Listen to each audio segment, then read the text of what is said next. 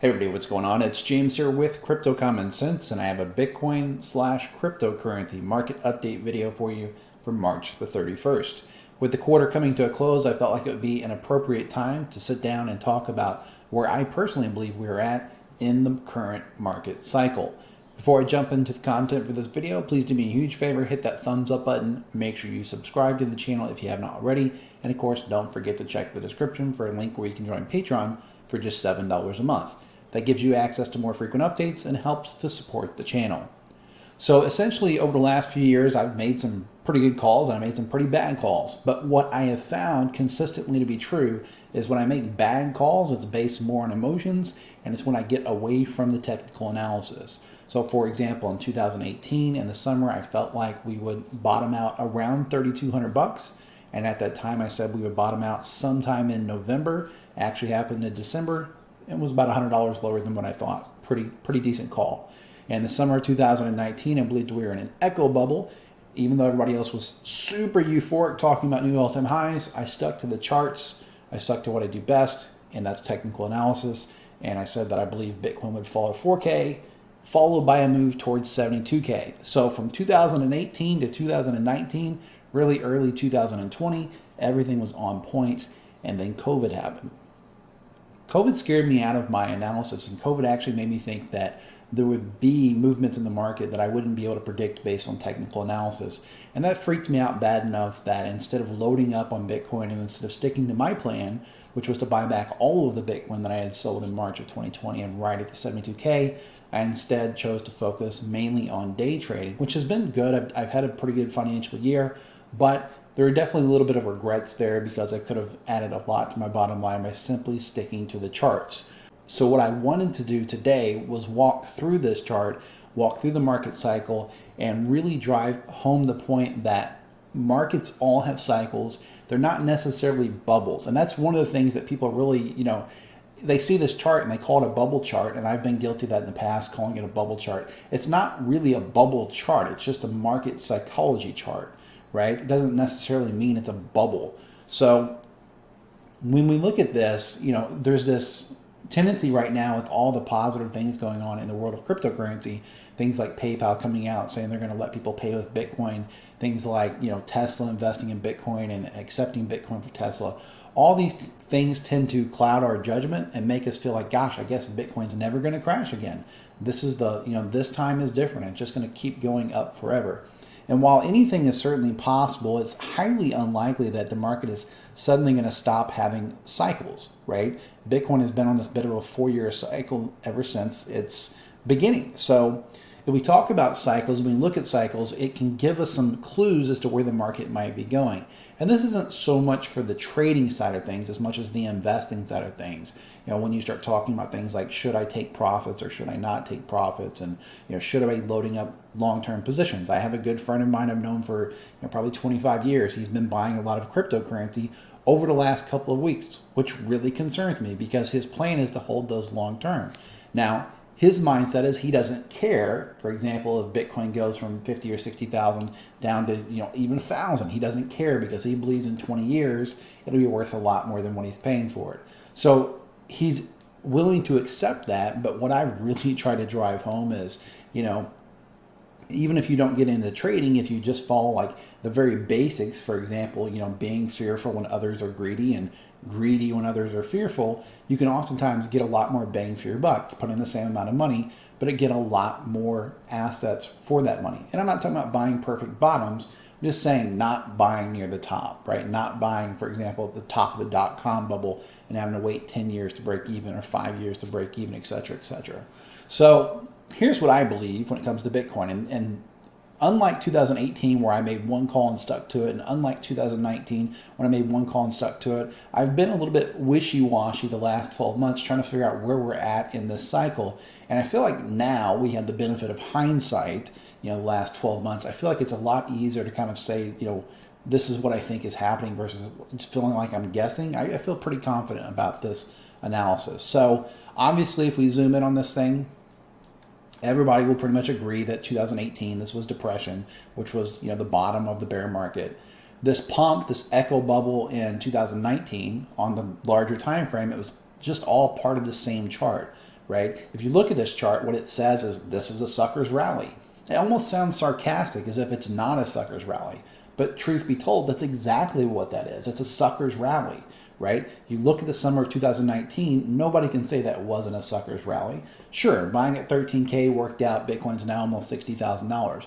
But if you put in the exact same amount of money a few months later versus buying the top there, you could have got 3 times as much Bitcoin for your money, even more, right?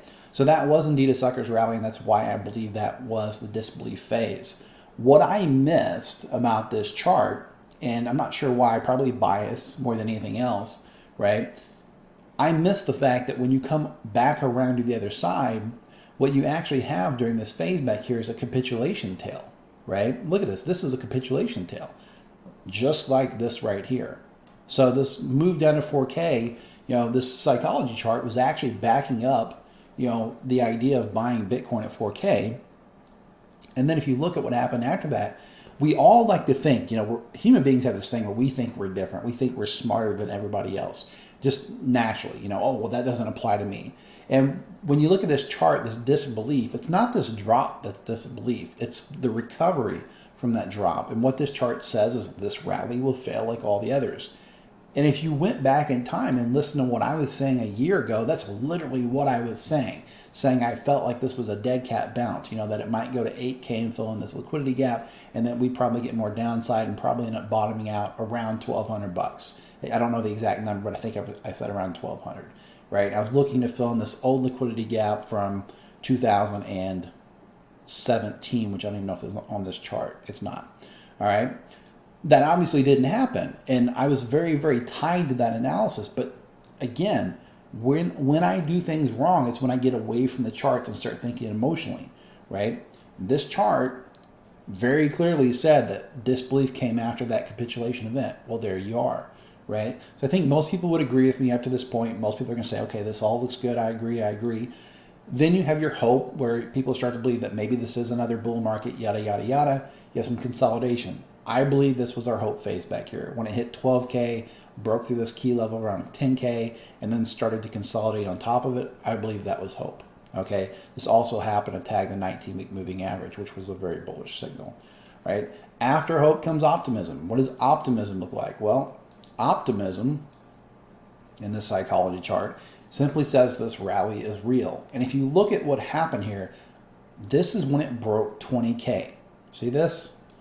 Broke through the all-time high, broke through it with a lot of conviction, pushed up, about 20% in this single candle, and I believe that was optimism. I believe people thought, gosh, we broke the all-time high. This really is a new bull market. It's going to go crazy from here. And boom, there you go. You start moving up hard and fast. Next up, you have the belief phase, which in the market psychology chart is time to get fully invested, right? And about that time, you start getting chopped, because while newer people are buying in, some people are taking profits, right? So you get this chop through here. You get this little correction, 30% drop, whatever. Unfortunately, some of the people that just came in probably panicked and sold down here. But I believe that was the belief phase. After belief comes thrill, which is I will buy more on margin. Got to tell everyone to buy, okay? Now I'm going to show you why I believe that we're in thrill. It's not just because it looks similar visually. Let me show you something. This is a chart. It's coinanalyze.net or coinalyze.net, I guess is how you say that. And essentially this is a chart that I use to track open interest on different coins. I track liquidations here, and I track funding rates here. Well, if you look back December of 2020, which is when we broke that all-time high, right? Open interest on Bitcoin was around $5 billion, all right? Since then, open interest has actually climbed to $19 billion and actually peaked at over $20 billion just on Bitcoin alone, right? What that means is people are going crazy margin borrowing, using tons of leverage to buy Bitcoin, okay? Look at what the chart says. I will buy more on margin. Gotta tell everyone to buy. That's literally what's happening. In fact, people are so over leveraged on the long side of things. If you go look at the data, about 95% of open positions are long and about 5% are short. And a lot of those shorts are actually hedge shorts where people have spot and they're just hedging the spot. All right. It's so lopsided that a lot of these sites are paying out anywhere from 0.25% to 0.5% daily on the funding rates, which by the way is a huge and simple way to make money in this market without a lot of risk, in case you don't know that, right? And if you're wondering, is it really worth messing with? I don't want to go off on a tangent, but let me just show you real quickly. 0.25% per day compounded over the course of a year is about 148% return. Yeah, definitely a huge deal. All right. So what that means is this market has to keep moving up parabolically to cover these funding rates, which is not possible, right? Markets can't continually pump out 0.25%, 0.5% daily returns over and over and over again, right? It just doesn't work. Eventually you'd end up with, gajillion dollar Bitcoin. If you look at the liquidations on this thing, people keep thinking, talking about bears being smoked, and you go to social media and you see people laughing at bears, blah, blah, blah. But it has not been the bears being liquidated the last 8 months. It's been the bulls over and over and over. They get over leveraged and the market makers punish them and completely crush them. For example, back here on February 22nd, in one day, $1.5 billion in Bitcoin longs were liquidated. The red candles here, those are all longs being smoked. Green candles are shorts. Very easy to see visually which side has been punished heavily the last several months. And it's not been the bears, it's been the longs. They get over leveraged and then they get smoked. Rinse and repeat. Last night or this morning, depending on how you look at it, perfect example. Bitcoin moved up to around 59K, and then over the course of a few hours, it dropped down around 56K. And in those couple of hours, $269 million in Bitcoin longs were liquidated.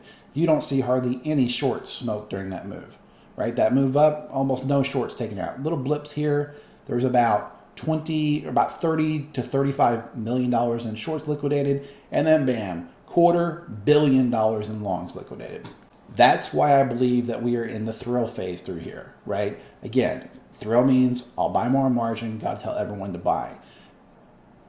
I believe that we're about to enter the euphoria phase, which is the I'm a genius, we're all going to be rich phase. And that lines up perfectly with the technical analysis as well. Back in 2019, people got mad at me for being bearish, and I said, look, don't get mad at me. You should like me. You should be happy. You should hope I'm right. Because if you're a bull for Bitcoin, I believe it'll go to 4K, and then I believe it'll go to 72K, which means you'll have a chance to load up. I still believe Bitcoin is probably going to hit $72,000 in this cycle. If you go look at a TA chart and you go look at fib extensions, they're also painting a target up around 72K. So let's look at that. And by the way, this is the only TA I'm going to do in this video because the video is already getting longer than I want it to be. But essentially, if we put a fib extension on here, from this low back here to this high and back down, we can see that our initial pause happened right at the 61.8 extension. We pulled back right down to around the 23.6. And if that plays out, it's going to give us a target up around 72.6K. And if things get really squirrely, it wouldn't even shock me to go all the way up and hit our trend extension up at 1.618, which would give us roughly $91,000 Bitcoin. I think that would be perfect for the type of blow off top that we would expect in the euphoria phase of a market, right? Am I telling you that you should go long? No, I'm absolutely not telling you should go long. Am I telling you should go short? No, I'm absolutely not telling you to go short. Again, this is not about trading. This is just about the market cycle itself. Trading happens on the charts. Trading happens with technical analysis and setups and all those types of things. If you were trading this, I can tell you how to trade this, right, in the future. What you're looking for in a trend extension like this is you're essentially looking for confirmation that it's going to continue its trend. So in this case, this comes down like this, comes back up, breaks through this 23.6 level. That's a pretty good place to start looking for long positions. And then, simple way to trade it, you enter on that break of that level there, you put your stop down there. That simple, right? If it goes back down below this, obviously the uptrend is not happening and you get out of the position. Otherwise, you ride it up to the trend target. And if you want to play it safe, every time it moves up a fib level, you can just move your stop. Hits a 38.2, move your stop. Hits the 50, move your stop. Hits this one, move your stop, right? So for example, if a person entered here at 50K, it went up to the 61.8, came back down, and they would have been stopped out right here at 57.8K, and they would have had another chance to get back in over here if they decided to, right? Very simple trade setup. It's called a breakout trade. Nothing special. I did not invent it, right? A lot of people trade that way. So that's what I'm looking at with Bitcoin. And listen, maybe it falters, maybe it doesn't happen, maybe it falls short, maybe we already hit the euphoria phase.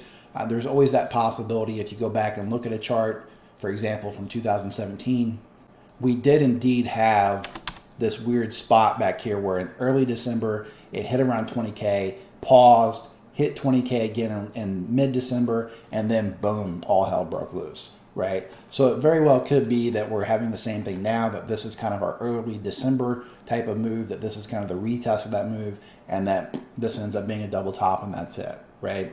So couple things to consider. That's what I think about it, though. When I look at it, this looks a hell of a lot like Thrill to me, with euphoria to come, and then I expect we'll enter into the next bear market. Where does that bear market take us?